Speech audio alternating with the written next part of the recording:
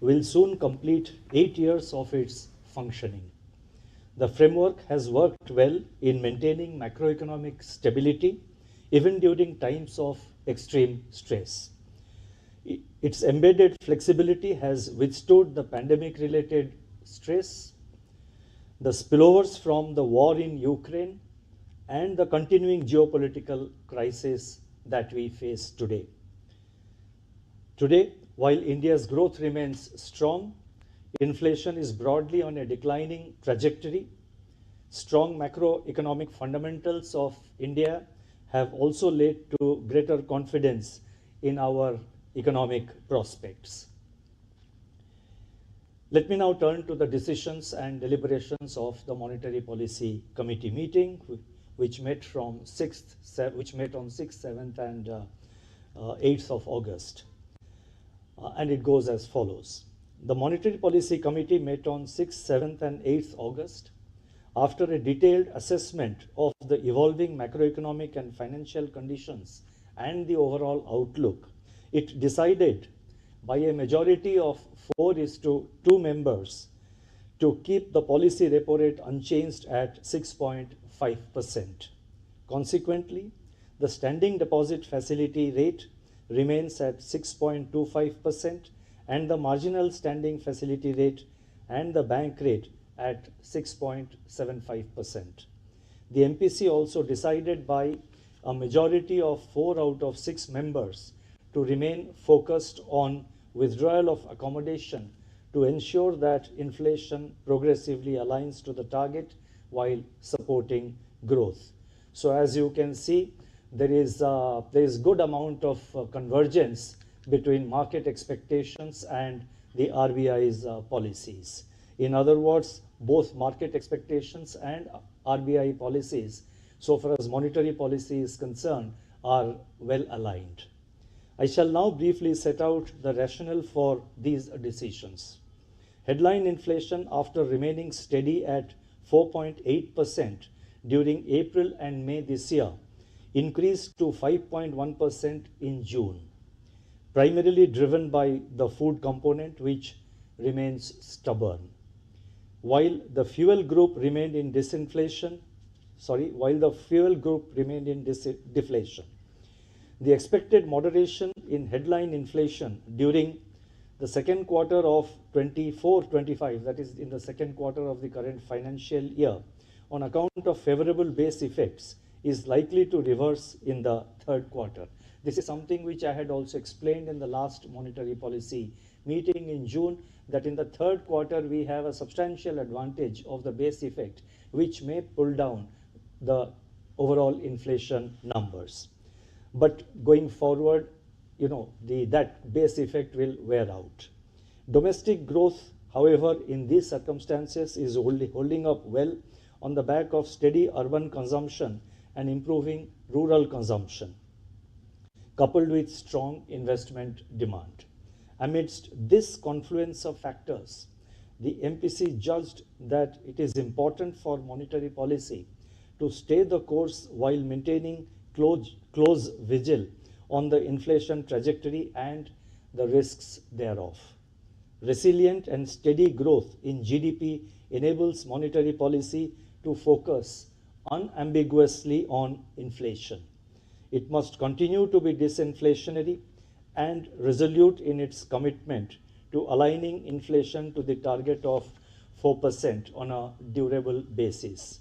Accordingly, the Monetary Policy Committee decided to keep the policy repo rate unchanged at 6.5% in this meeting. The commitment of monetary policy to ensure price stability would strengthen the foundations for a period of sustained growth. Now, this point needs to be appreciated, that ensuring price stability eventually results and supports a period of sustained growth. Without price stability, high growth cannot be sustained. So therefore, especially in a situation where our GDP growth is holding up well, we have decided to focus on inflation and ensure price stability, mainly to support growth. In these circumstances, the MPC reiterated the need to continue with the disinflationary stance of withdrawal of accommodation to ensure that inflation progressively aligns to the target while supporting growth. I would now like to provide an assessment of the growth and inflation conditions in India. But before that, let me briefly touch upon the global growth scenario. Global economic outlook exhibits steady though uneven expansion. Manufacturing is indicating slowdown while services activity is holding up. Notwithstanding sticky services prices, inflation is receding grudgingly across major economies. With varying outlook for growth and inflation across countries, monetary policy is showing signs of divergence across jurisdictions. Several central banks are cautiously moving towards policy pivots, though through forward guidance and rate cuts. While at the same time, there has been tightening by a few central banks also. So on the one hand, you have several central banks which are moving towards a rate cut scenario, but on the other hand, you have a few economies which are on a rate hike mode. Global financial markets are exhibiting volatility. Bond yields and the dollar index have softened since the last meeting of the MPC in June. While the near-term outlook looks positive, I'm talking about global growth. While the near-term outlook looks positive, there are significant challenges to medium-term global growth outlook. Demographic shifts, climate change, geopolitical tensions and fragmentations, rising public debt, and new technologies such as artificial intelligence pose new sets of challenges. A coherent policy approach in which monetary policy is complemented by other policies to manage the policy trade-offs will be crucial to deal with such multiple challenges. Let me now turn to domestic growth. Domestic economic activity continues to be resilient. On the supply side, steady progress in southwest monsoon, higher cumulative kharif sowing, and improving reservoir levels augur very well for the kharif output. The likelihood of La Nina conditions developing during the second half of the monsoon season is likely to have a bearing on agricultural production in the current financial year. Manufacturing activity continues to gain ground on the back of improving domestic demand. The Index of Industrial Production, that is IIP, growth accelerated in May this year. Purchasing Managers Index, that is PMI for manufacturing, at 58.1 in July remained elevated. Services sector maintained buoyancy as evidenced by the available high-frequency indicators. Now, when I say high-frequency indicators, I have given a lot of details in the footnote of my statement, which, as you would know, will get uploaded immediately my statement is over. In fact, for almost, most of the statements which I am making, there is a lot of backup data which we have given in the footnotes. So in the interest of time, I'm not reading out that data, but it is there in the footnote. So when the statement is uploaded, I would encourage you to please have a look at it. Similarly, PMI services stood strong at 60.3 in July and is above 60 for 7 consecutive months, indicating robust expansion of services. On the demand side, household consumption is supporting a turnaround in rural demand and steady discretionary spending in urban areas. Fixed investment activity remained buoyant amid government's continued thrust on capex and other policy support from the government. Private corporate investment is gaining steam on the back of expansion in bank credit. Merchandise exports expanded in June, although at a slower pace. Expansion in non-oil, non-gold imports accelerated, reflecting resilience in domestic demand. Services exports recorded double-digit growth in May this year before moderating in June. Looking ahead, improved agricultural activity brightens the prospects of rural consumption, while sustained buoyancy in services activity is expected to support urban consumption. The healthy balance sheets of banks and corporates, thrust on capex by the government, and visible signs of pickup in private investment would drive investment activity in the current year. Improving prospects of global trade are expected to aid external demand. In fact, so far as external demand and the improving volume of global trade is concerned, all the international agencies have projected a good growth in global trade vis-a-vis the numbers that we saw last year, and the numbers are given in the footnote. The spillovers from protracted geopolitical tensions, volatility in international financial markets, and geoeconomic fragmentation, however, pose risks on the downside. Taking all these factors into consideration, real GDP growth for 2024-25, that is for the current year, is projected at 7.2%, with Q1 at 7.1%, Q2 at 7.2%, Q3 at 7.3%, and Q4 at 7.2%. Real GDP growth for Q1 25-26, and this is something which we are giving for the first time.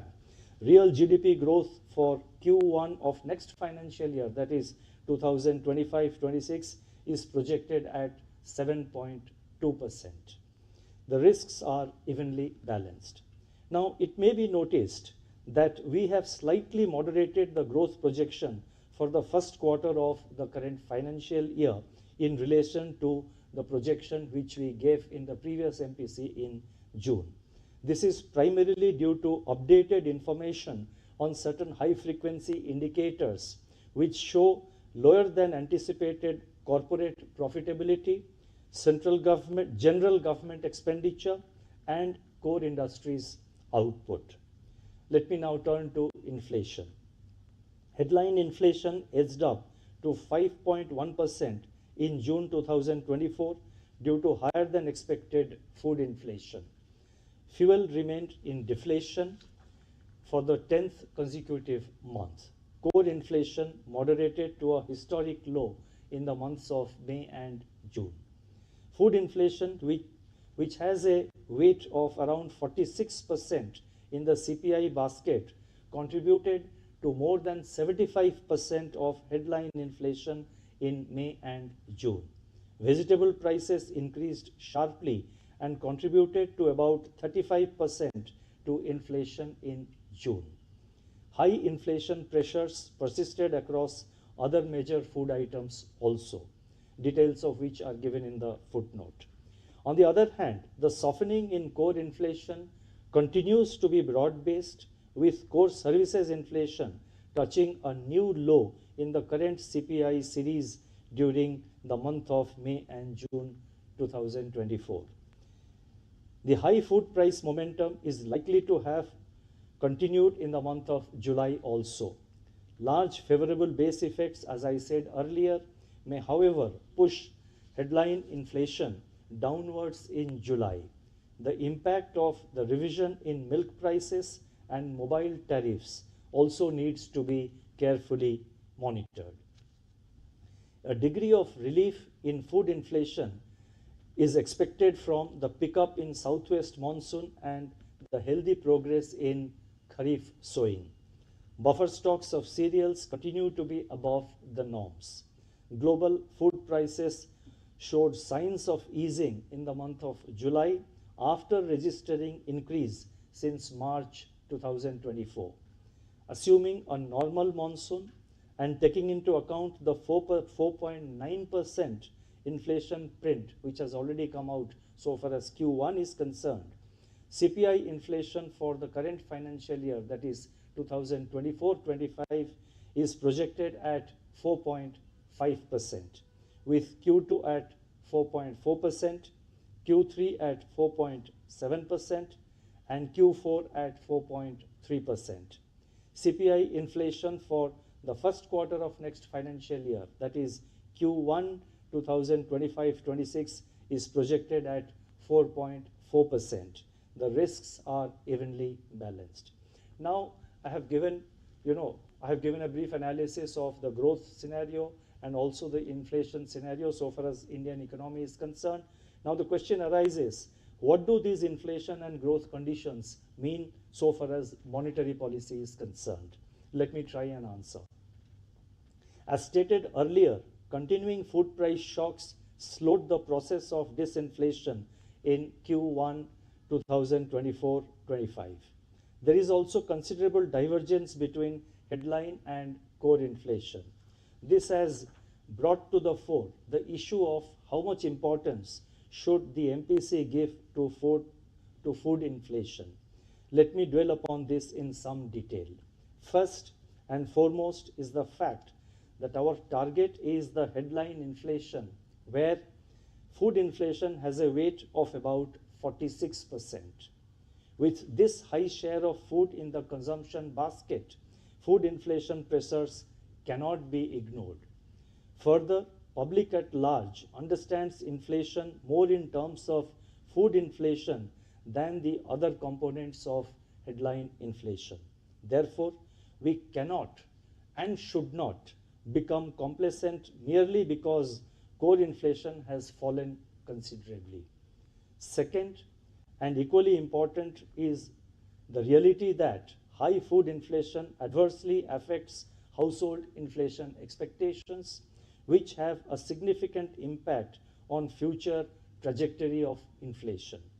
Household inflation expectations, after witnessing a moderating trend between May 2022 and September 2023, have edged up on the back of high food inflation since November 2023.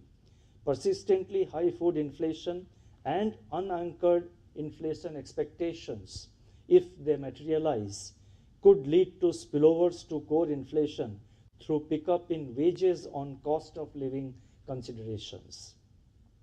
This in turn could be passed on by firms in the form of higher prices for services as well as goods, especially in a scenario of strong aggregate demand.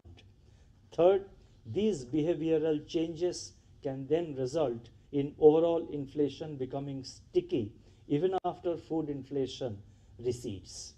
The MPC, to summarize, what these points which I was mentioning about the importance of food inflation and how high persistent food inflation can spill over to core and to the headline. Let me just summarize this part by saying that the MPC may look through high food inflation if it is transitory. But in an environment of persisting high food inflation, as we are experiencing now, the MPC cannot afford to do so. It has to remain vigilant to prevent spillovers or second-round effects from persistent food inflation and preserve the gains made so far in monetary policy credibility. Now, overall, as I have said in my statement and as the numbers would speak, overall the inflation trajectory has been moderating and we do expect it to moderate. But the pace of moderation has been uneven and slow. So therefore, we need to be watchful to ensure that we move to closer to 4% and the CPI inflation gets aligned to the 4% target on a durable basis. That indeed would be the best contribution which monetary policy can make to support economic growth in the country. Liquidity and financial market conditions. This is what I would now like to focus on. System liquidity transited from deficit in June to surplus conditions in July. In tune with changing liquidity conditions, the Reserve Bank conducted two-way operations under the LAF to ensure that the interbank overnight rate remained closely aligned to the policy rate. Mirroring the liquidity dynamics, the weighted average call rate, that is WACR, on an average remained close to the middle of the LAF corridor. Across the term money market segment, the yields on certificates of deposit and 3-month treasury bills, that is T-bills, eased, while the yields on commercial papers remained stable. The 10-year G-Sec yield softened in June, July, and in August so far. The term premium has remained steady in recent months. Transmission in the credit market remains ongoing. Going forward, the Reserve Bank will continue to be nimble and flexible in its liquidity management operations, keeping in view the evolving liquidity conditions to ensure that money market interest rates evolve in an orderly manner.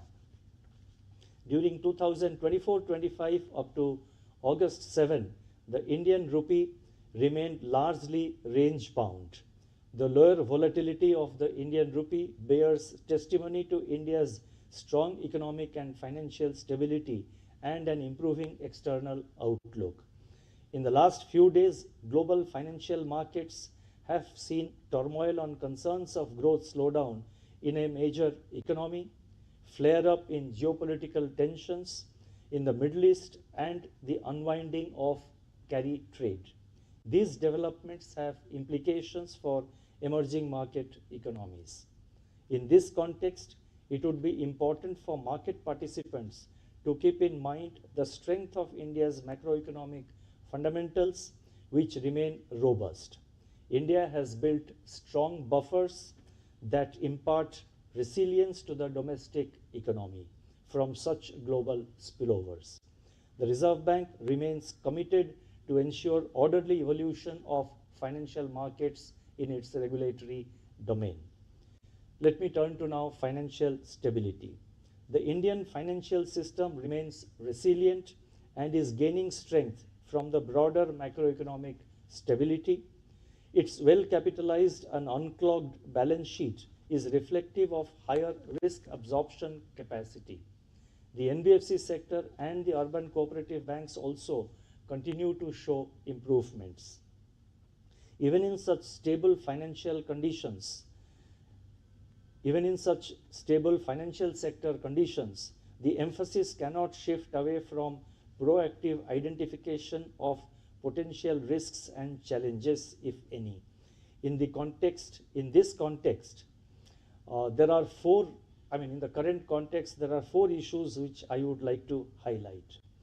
First, it is observed that the alternative investment avenues are becoming more attractive to retail customers, and banks are facing challenges on the funding front with bank deposits trailing loan growth.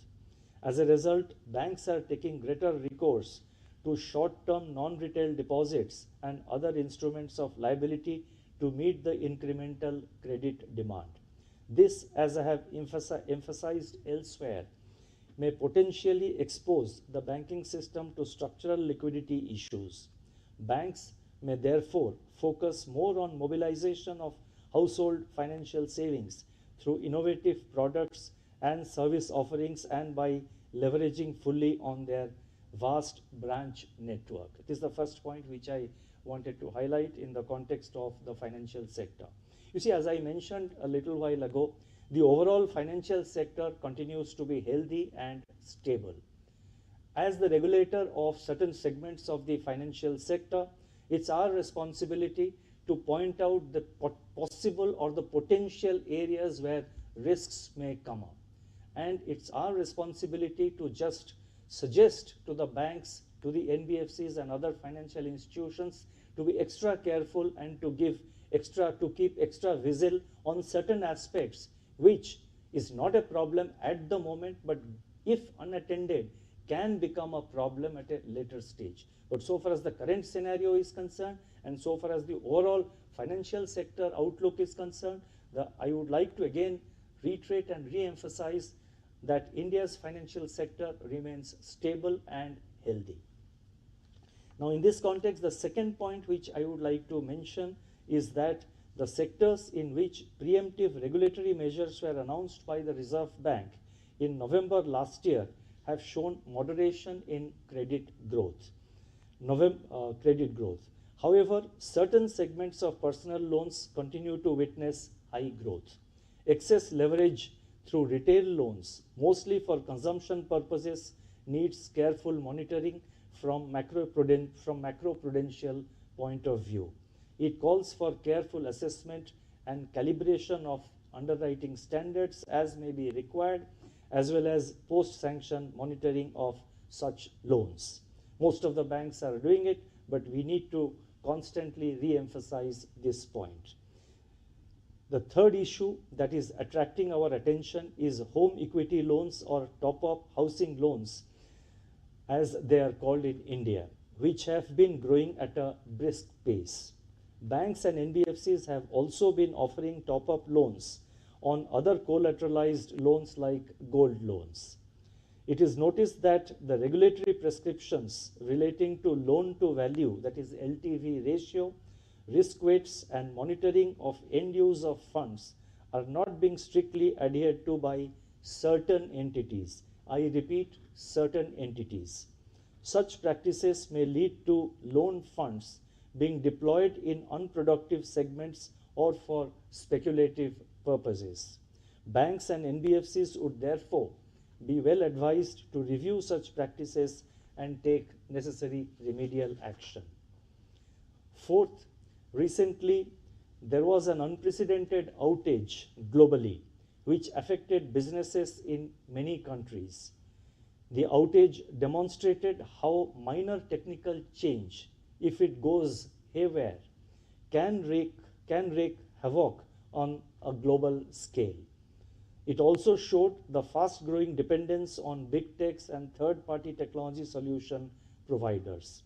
In this background, it is necessary that banks and financial institutions build appropriate risk management frameworks in their IT, cybersecurity, and third-party outsourcing arrangements to maintain operational resilience. The Reserve Bank has time and again emphasized the importance of robust business continuity plans, that is BCP, to deal with such incidents and situations.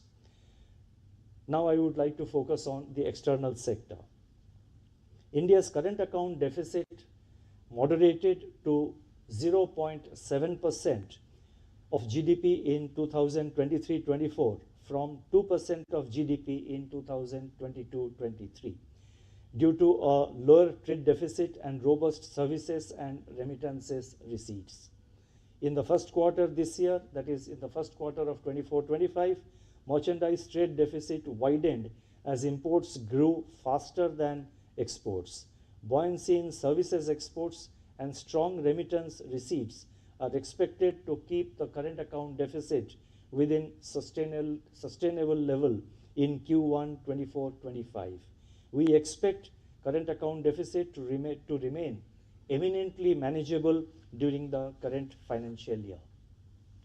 On the external financing side, foreign portfolio investors turned net buyers in the domestic market from June 2024 with net inflows of $9.7 billion during June-August, that is till August 6, after witnessing outflows of $4.2 billion in April and May.